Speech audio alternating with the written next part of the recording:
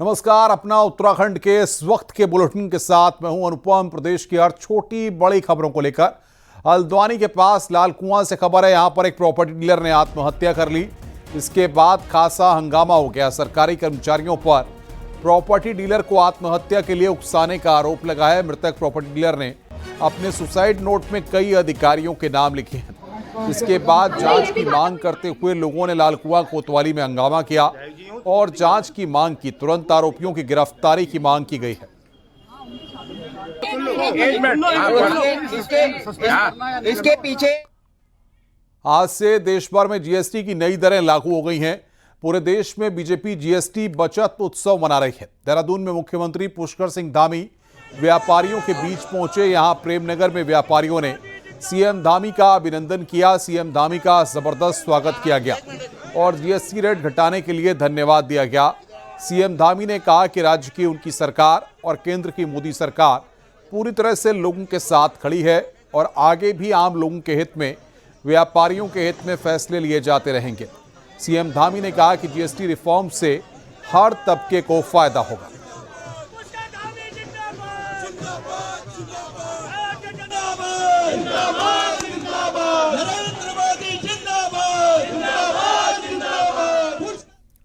Bharatiya Janata party GST की दरें कम होने का उचित बचत उत्सव मना रही है। मुख्यमंत्री पुष्कर सिंह धामी के बाद बीजेपी प्रदेश अध्यक्ष महेंद्र भट्ट भी देहरादून के गड़ी कैंट बाजार पहुंचे और लोगों को जागरूक किया। इस दौरान उनके साथ मंत्री गणेश जोशी भी रहे। दोनों ने व्यापारियों को फूल दिए और उनकी दुकानों पर पोस्टर भी चिपकाए।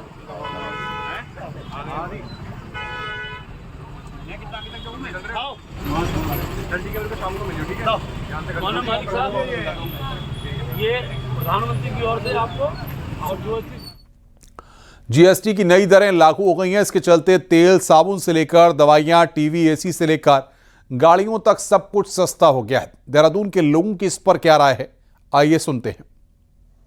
करते हैं साबुन, सर्फ, नॉर्मल आइटम होता है जो रोजमर्रा का, उसमें बहुत फर्क पड़ेगा। कम से कम ये लगा लो कि 10 से 15 रुपए की पर पीस में कम हो सकता है। तो ये सब चीज़ें नई दरों में लागू होंगी। जो नया सामान आएगा उसमें लागू हो जाएगी। मैम देखो, जो हमारे नॉलेज में है कि मतलब जीएसटी कम हो रहा है आपका। जैसे हमारा आपकी गाड़ी है, बाइक है, स्कूटी है, खाने पीने का सामान है, तो उसमें काफ़ी जीएसटी कम हो रहा है। अच्छी बात है। मतलब जो आपके मतलब हाउस वाइफ है, जो भी है, तो जो बजट है आपका किचन का वो कम हो जाएगा हमारा। ये राहत मिलेगी, लेकिन निकट भविष्य की राहत नहीं है, पहली चीज़। और जीएसटी की नई दरें 100% कमोडिटीज़ पर लागू नहीं हो रही है। मोर ओवर जब हम पहाड़ में जाते हैं तो ट्रांसपोर्टेशन के कारण कमोडिटीज़ का रेट ऑलरेडी बढ़ जाता है। तो जीएसटी की नई दरें लागू होने से राहत तब मिलेगी जब ट्रांसपोर्टेशन कॉस्ट में भी कट होगा। इसलिए बाकी होगी, अब देखेंगे, पहले से प्रिडिक्ट क्या करेंगे, क्या राहत मिलेगी। देहरादून राजभवन में बने भागीरथ उद्यान का आज उद्घाटन किया गया। राज्यपाल गुरमीत सिंह के साथ सीएम पुष्कर सिंह धामी ने राजभवन स्थित भागीरथ उद्यान का लोकार्पण किया। उद्यान में स्थापित महान राजा भगीरथ की प्रतिमा का भी अनावरण किया गया।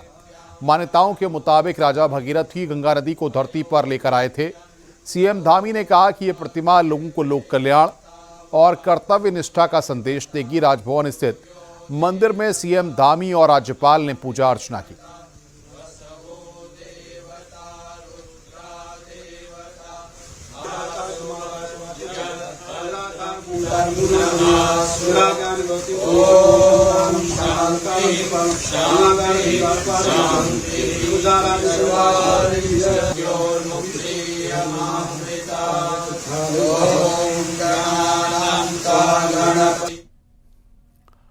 काशीपुर के अली खान इलाके में रविवार को हंगामा करने के मामले में पुलिस ने आरोपी नदीम अख्तर समेत 7 लोगों को गिरफ्तार किया है, जबकि कई लोगों से भी पूछताछ जारी है।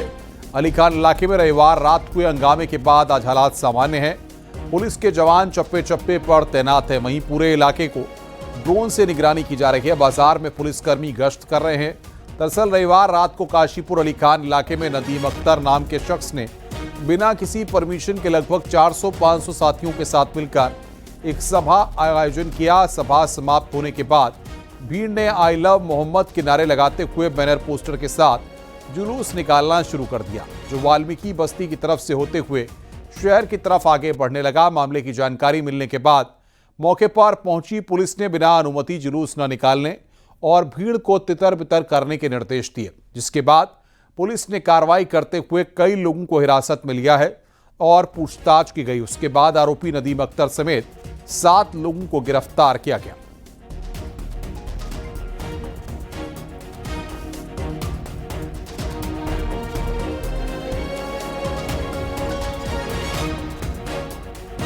और कानून का पालन कराने के लिए निर्देश दिए, लेकिन भीड़ ने पुलिस पर हमला किया और सरकारी वाहन को क्षतिग्रस्त किया। पुलिस टीम ने तुरंत कार्रवाई करते हुए संबंधित धाराओं में अभियोग पंजीकृत किया और घटना के मास्टरमाइंड नदीम अख्तर और 7 अन्य उपद्रवियों को गिरफ्तार किया तथा 10 अन्य को भी हिरासत में लिया है, जिनसे गहन पूछताछ की जा रही है। नदीम से पूछताछ की जा रही है कि ऐसी धार्मिक उन्माद फैलाने और कानून व्यवस्था खराब करने वाले के पीछे और कौन कौन लोग शामिल हो सकते हैं। काशीपुर के अली खान इलाके में रात में हुई घटना के बाद आज दिन में प्रशासन का बुलडोजर भी कब्जा। घरों के आगे अवैध तरीके से किए गए निर्माण को गिरा दिया गया। बुलडोजर के जरिए घरों के आगे नाली पर हुए कब्जे को तोड़ा गया।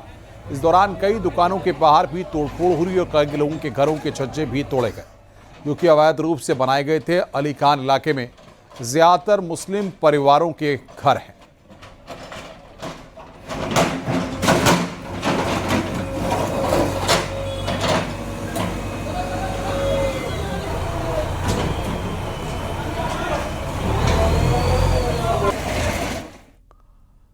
चमोली में गोपेश्वर के श्रीदेव सुमन विश्वविद्यालय में एनएसयूआई के कार्यकर्ताओं ने जमकर हंगामा किया।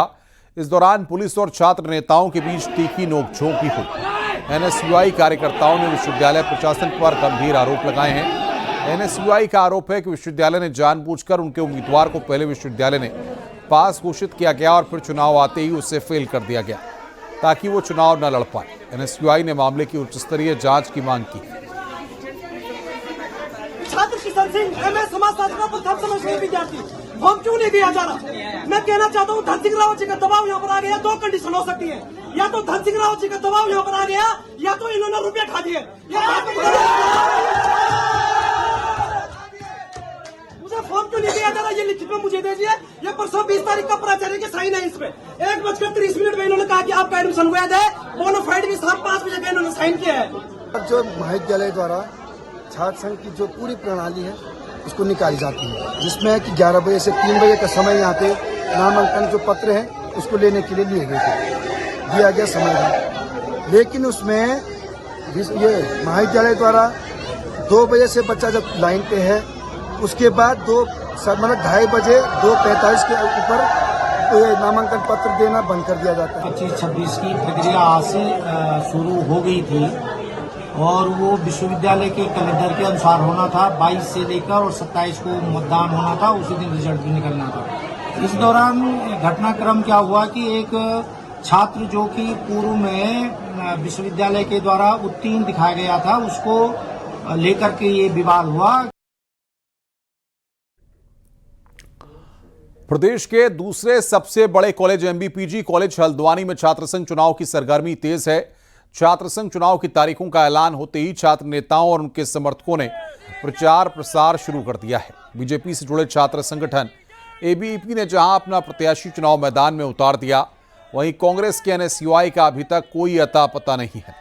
कांग्रेस के छात्र संगठन एनएसयूआई की तरफ से अभी तक किसे प्रत्याशी बनाया जाएगा, इसको लेकर कोई फैसला नहीं हो पाया है, या यूं कहें कि एनएसयूआई अभी तक प्रत्याशी तय नहीं कर पाई है। मैंने कहीं ना कहीं छात्र हितों की लड़ाई लड़ी है और कहीं ना कहीं मैं छात्र हितों के बीच में काम किया है। मुझे अपने आप पर विश्वास और छात्र शक्ति पे पूर्ण विश्वास है कि इस बार अखिल भारतीय विद्यार्थी परिषद और मुझे विजयी बनाएंगे।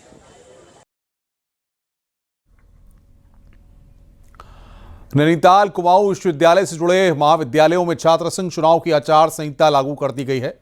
आचार संहिता लागू होने के बाद छात्र नेताओं ने रैलियां निकाली हैं और अपने समर्थन में वोट की अपील की है। नैनीताल डीएसपी कॉलेज में इस बार एबीवीपी को हराने के लिए सभी संगठनों ने निर्दलीय तौर पर एक कैंडिडेट को चुनावी मैदान में उतारा है, जिसके चलते अध्यक्ष पद पर आमने सामने का मुकाबला हो गया है। वहीं कल से नामांकन प्रक्रिया शुरू हो जाएगी और 26 सितंबर को प्रशासन से अनुमति मिलने के बाद ही छात्रों की सभा होगी। इसके बाद 27 को छात्र संघ के लिए मतदान और उसी दिन चुनावी परिणाम सामने आ जाएंगे। निर्दलीय रूप में हमने जाने का इसलिए फैसला लिया क्योंकि कहीं ना कहीं एक दबाव रहता है संगठन का और पार्टी का कि छात्रों के बीच में आवाज़ नहीं उठा पाते, इसलिए मैं निर्दलीय के रूप में आया हूं और छात्रों की आवाज़ बनना चाहता हूं, तो इसलिए मैं निर्दलीय लड़ रहा हूं। किस तरह के मुद्दे हैं स्टूडेंट के जो इलेक्शन में लेके गए हैं? 2-3 सालों से लगातार मैं कैंपस में घूम रहा हूं छात्रों के बीच। ये गैदरिंग की स्वीकृति देता है प्रशासन, तो 11 बजे से 3 बजे तक कला संकाय प्रांगण में जनरल गैदरिंग का आयोजन किया जाएगा। 27 तारीख को 10 बजे से 2 बजे तक विभिन्न मतदान केंद्रों में मतदान होगा और 3 बजे से कॉमर्स हॉल में मतगणना होगी। हरीश रावत के कथित स्टिंग और सीबीआई नोटिस पर सियासत गहरा गई है। बीजेपी अध्यक्ष महेंद्र भट्ट ने साफ कहा है कि बीजेपी वक्त आने पर स्टिंग और दूसरे सबूत पब्लिक के सामने दिखाएगी। तो हरीश रावत ने महेंद्र भट्ट को गांधी पार्क में आने के लिए चैलेंज दे दिया। की रिपोर्ट देखिए।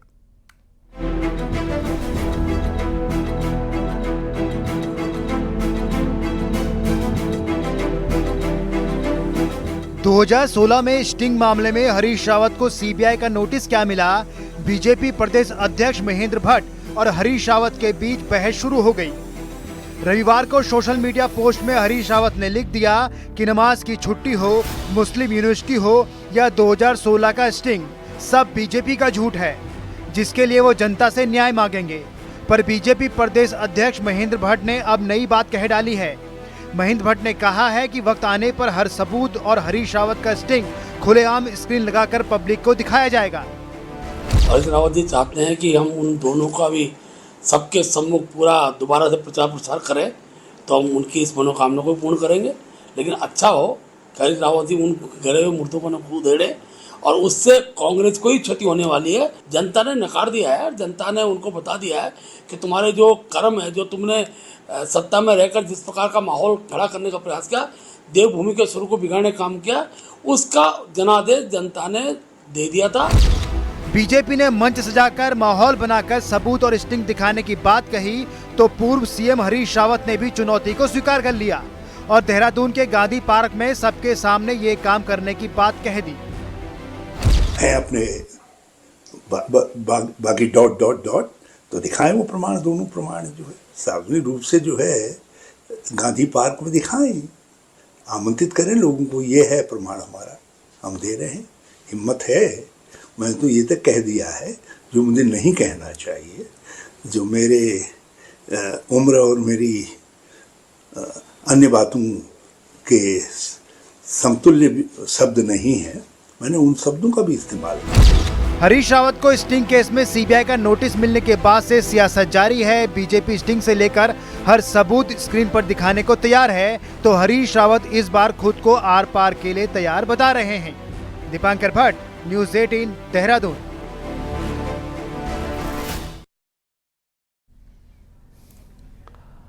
उत्तराखंड में इस बार बारिश से जो नुकसान हुआ है उसकी भरपाई में कई साल लग जाएंगे। उत्तराखंड में अभी तक 1410 मिलीमीटर बारिश रिकॉर्ड हुई है। मौसम का डेटा बताता है कि उत्तराखंड में ऐसा पहली बार नहीं है जब सामान्य से ज़्यादा बारिश दर्ज हुई है। इससे पहले भी उत्तराखंड में बारिश के कई रिकॉर्ड रिपोर्ट हुए हैं। साल 1998, 2000, 2003 और 2010 में बारिश के रिकॉर्ड इस बार से ज़्यादा रहे थे, लेकिन इस बार बारिश से नुकसान ज़्यादा हुआ है।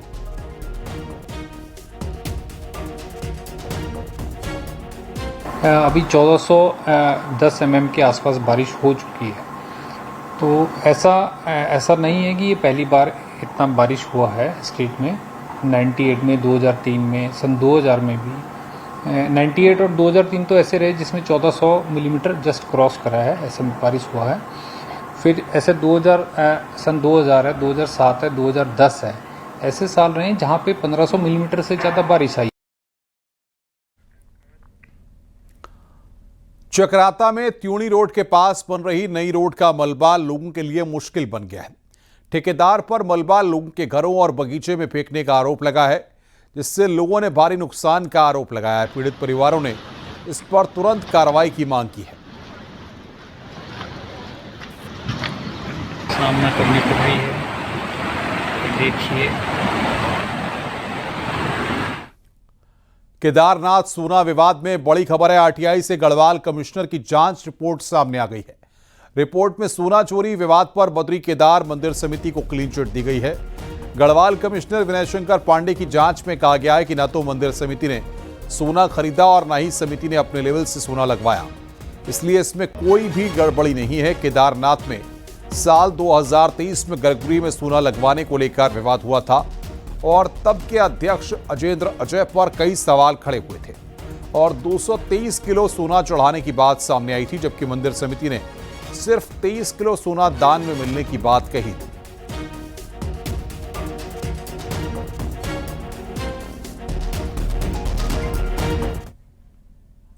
आगे बढ़ते हैं। पहाड़ों पर एजुकेशन सिस्टम किस कदर पटरी से उतरा हुआ है, यह देखने को मिला है पिथौरागढ़ जिले में, जहां शिक्षकों की हड़ताल के चलते एक इंटर कॉलेज प्रिंसिपल का चार्ज चपरासी को देना पड़ा।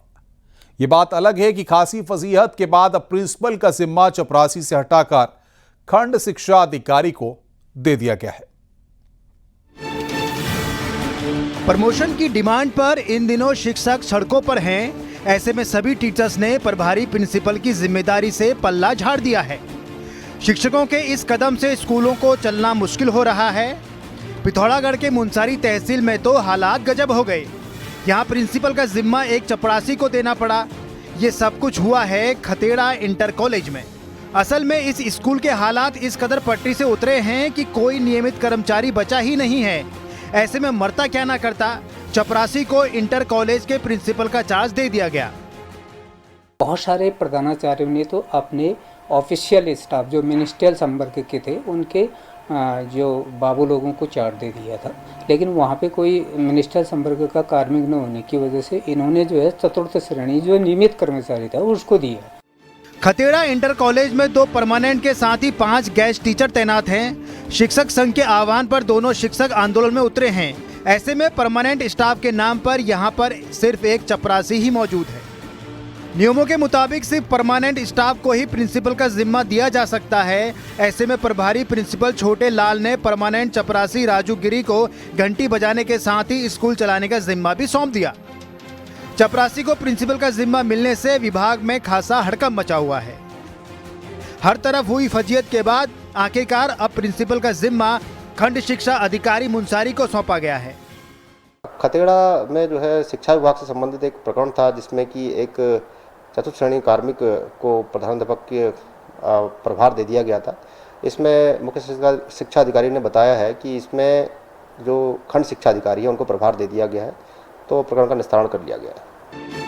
पिथौरागढ़ के 99% हाई स्कूल और इंटर कॉलेज सालों से प्रभारियों के भरोसे चल रहे हैं। यही नहीं, कई स्कूलों में तो मिनिस्ट्रियल कर्मचारियों को भी प्रिंसिपल का जिम्मा दिया गया है, लेकिन खतेड़ा इंटर कॉलेज में एक भी मिनिस्ट्रियल कर्मचारी नहीं है। ऐसे में यहाँ जो कुछ हुआ वो एजुकेशन सिस्टम की पोल खोलने के लिए काफी है। न्यूज़ 18 के लिए पिथौरागढ़ से विजयवर्धन उप्रेती की रिपोर्ट।